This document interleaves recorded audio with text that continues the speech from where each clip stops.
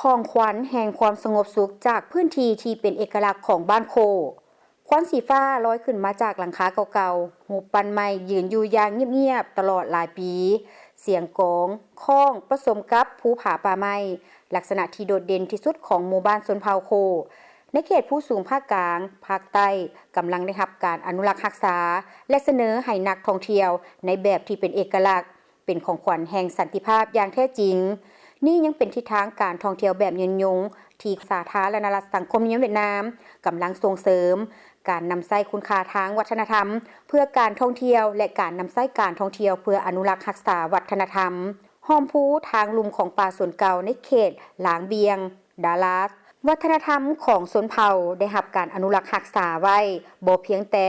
โดยการยึดมั่นเท่านั้นแต่มันยังเป็นการรักษาไว้ให้นักท่องเที่ยวได้ชมทุกๆมื้อด้วยวิธีธรรมชาติคือกับวิธีของหมู่บ้านมันเริ่มต้นด้วยเสียงกลองและการฟ้อนรำอยู่ตีนภูหลางเบียงแม่นบ้านของชนเผ่ากะหมู่ซึ่งมีวัฒนธรรมที่สดใสและอุดมสมบูรณ์โดยเฉพาะแม่นกลองค้องหลายกว่า200สุดพร้อมทั้งนักดนตรีกลองที่มีทักษะหลายกว่า100คน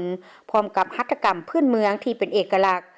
บ้านกะหมู่กำลังถูกพัฒนาโดยอุตสาหกรรมการท่องเที่ยวของแขวงเหลิมดง